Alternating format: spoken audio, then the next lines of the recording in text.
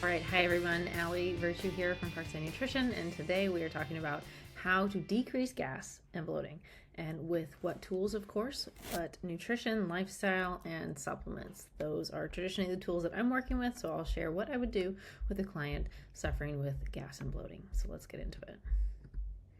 All right, so number one, big on education, and I want you to know why this potentially could be happening to you, and also because it can happen for multiple different reasons, and we need to make sure that we are matching the solution with the actual problem that you are experiencing. So number one could be a lack of digestive enzymes or hydrochloric acid, which is your stomach acid. You could have an overgrowth or an imbalance of bacteria. Sometimes this is clinically called SIBO, which stands for small intestinal bacteria overgrowth. And this could also, a factor of this could be lacking motility that is going through your gut. So maybe you suffer with constipation. You might not think you do, but basically your digesta is what they call it, but the food is not moving through efficiently. And then eating highly fermentable foods. So this is quite often when we see, like, people say, I'm eating healthier, I'm eating more plants, but I'm just getting more gassy. Bacteria eat what we eat, and so if I give them very fermentable fibers to eat, they produce gas as a byproduct, and that might be what happened. It might be what is happening. Overeating. If we eat too much, we're going to feel bloated potentially because we're taking on more food than our digestive system can comfortably handle at one time. So is this normal? To an extent, some gas and bloating I think is normal. At the same time, it shouldn't be an overly offensive odor, shall we say that. And bloating shouldn't be extremely uncomfortable. If it's to the point where it does cause extreme discomfort, there's likely something we can do about it. And like I said, there's multiple reasons why this could be happening, so we can definitely rule some things out as well. So this does kind of require a little bit of a review of how digestion works. So the way that we digest food, it really starts when we see food, when we smell food. So it really starts in the brain.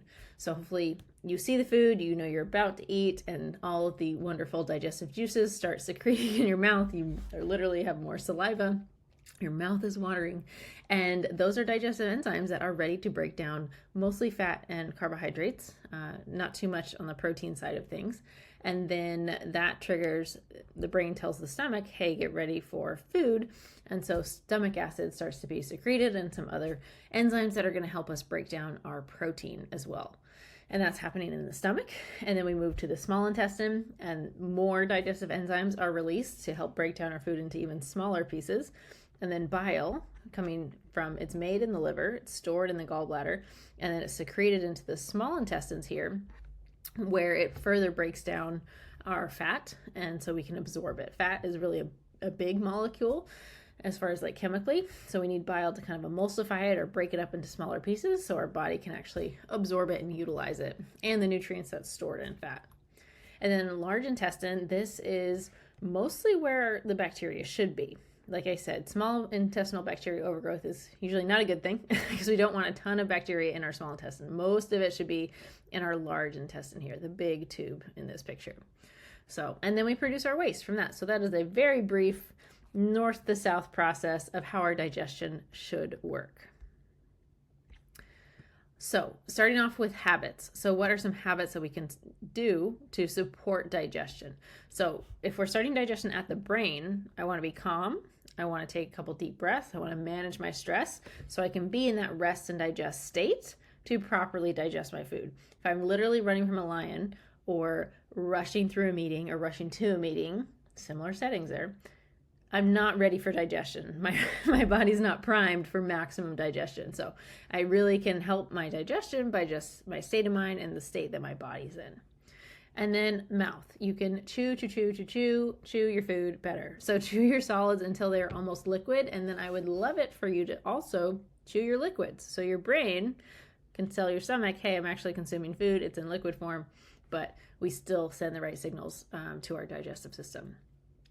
Stomach, habit-wise, I would say we can kind of lump it in with these points down here, but same for small intestine, large intestine to support those areas of digestion. One, all of these things up top, it's a north to south process, right? So if I want to have a healthy gut, healthy small intestine and large intestine, I need to be doing these things at the top here too. So it's a very north to south process We can't really skip any points, but to support the lower digestive portion, walking after meals is really helpful.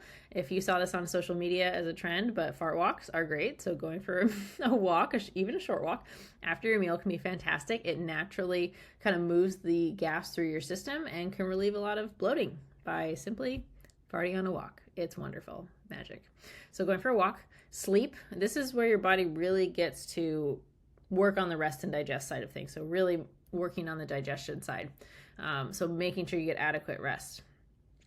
Eating dinner about 2 to 4 hours before bedtime is really, really great because that gives you a good, one, it extends the overnight fast. So it extends the time that your digestion system essentially kind of gets to work, and then also rest as far as like from continuous eating. So this is a great kind of parameter to have in the back of your head as well. And constantly working on not overeating. One, it just never makes you feel good, and then it overwhelms our digestion and puts more pressure on our digestive system as well. So always working on that. High fiber foods to feed good bacteria. So making sure that our food quality is A-okay and we are feeding our guts, because we also have a great impact of what kind of bacteria populations and balance that we have by the food that we feed it. So want to see a lot of plants in there. That's predominantly what those bacteria are looking for, are those fiber rich foods. And then massage your guts. This one's one of my favorites. I think it's on the next slide. Yes. So I really, really like this one. I probably do it every day just because it feels good, I think. And I have a full YouTube video on it, so I'll put the picture on the next slide. But basically, a short explanation of it is lay down flat on your back, bring your knees up, and this relaxes the abdominal muscles so you can actually kind of dig in there and really feel your intestines.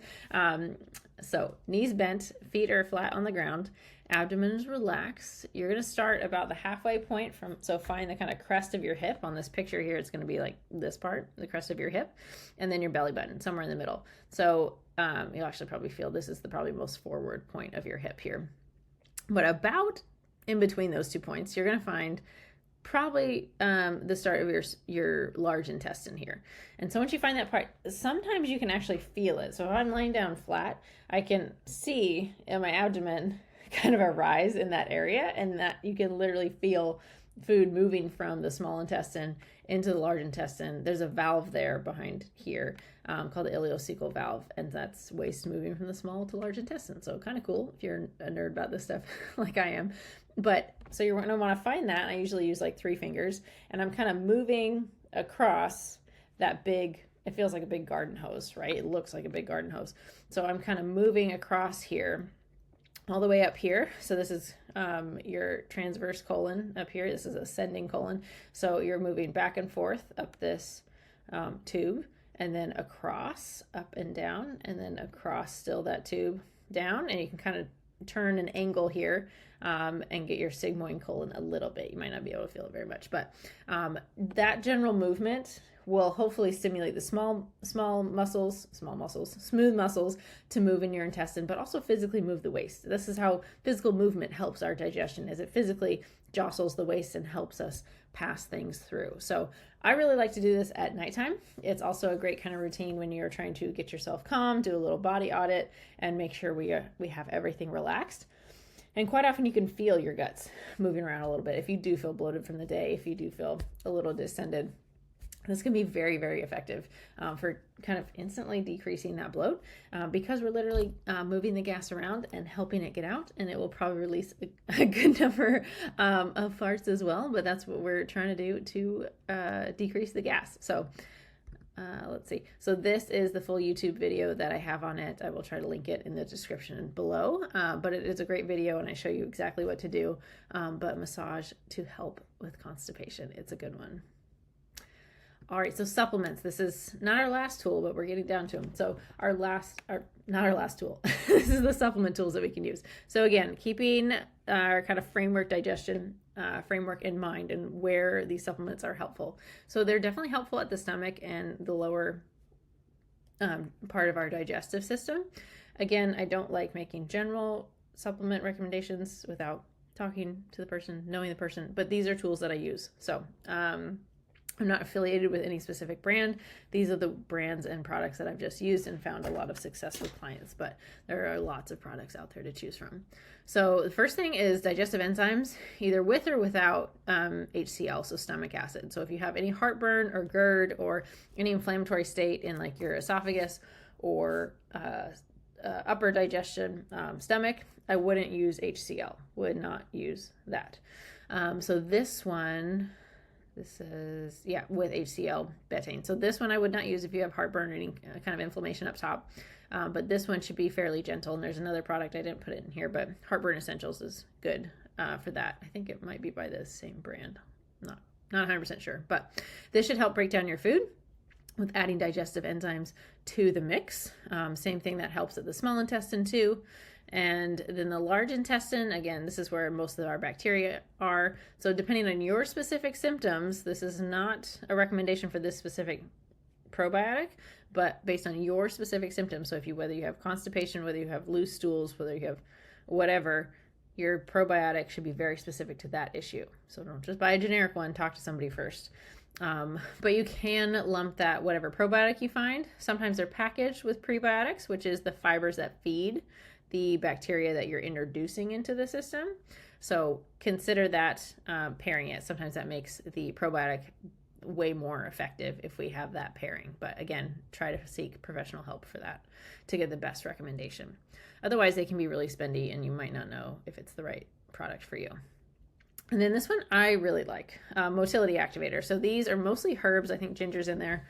I forget the other ones off the top of my head, but it's things that stimulate those smooth muscles to get the bowels to move. So I find this very effective, and it can be a good thing to have on hand or use kind of on a daily basis for people who suffer with constipation. All right, so finally to the food part. I will put the link to this document in the description below, but this is the low FODMAP food list. So low FODMAP's a weird word. What does it stand for? It stands for fructo-oligo-di-monosaccharides. These are types of carbohydrates, and polyols. So these are types of carbohydrates that are the less fermentable. So low FODMAP's less fermentable is how you can think about that. Less fermentable foods, so therefore less gas producing and less symptoms, which is what we're looking for. This particular way of eating is usually very good for people with SIBO or irritable bowel syndrome, because again, people with irritable bowel syndrome tend to be very sensitive to gas and bloating, and sometimes that's what triggers either loose stools or just discomfort, and sometimes pain. So decreasing that gas producing or that distension can be really helpful. And this can do that because these are less bloating or gas producing foods. This can be a temporary approach. This can be a long-term approach. Initially, it was said not to do this long-term because it limited the foods that you were consuming. And now I think more research is coming out that you can, in fact, have a good, healthy microbiome composition of your gut bacteria while eating this. So that's thumbs up there. So I won't show you this whole long list, but I will link it in the description below. But basically sticking to the green foods that are less fermentable and minimizing the ones on the right that are highly fermentable. And it's not an all or nothing type diet. So it's very different as far as like an elimination diet for that sense. It is portion related. So, while some of these things might be quote low or less fermentable foods, if you eat them in large enough amounts, they could be gas producing, just simply due to the amounts, not necessarily the food itself. And this might not solve all of your problems because, again, if we have sensitivities, if we have intolerances to some of these foods, that could also be causing gas and bloating, and it's not necessarily this particular issue. So, but it should give you more information, if nothing else. So hopefully this is helpful. If you have any other nutrition questions, please feel free to reach out. Otherwise, please like and subscribe on YouTube and subscribe to the email list to get everything first, all the downloads, all the free trainings, everything. So you can scan this QR code or go to parksidenutrition.com/subscribe. If you have any questions, drop them in the comments below, and thank you so much for watching.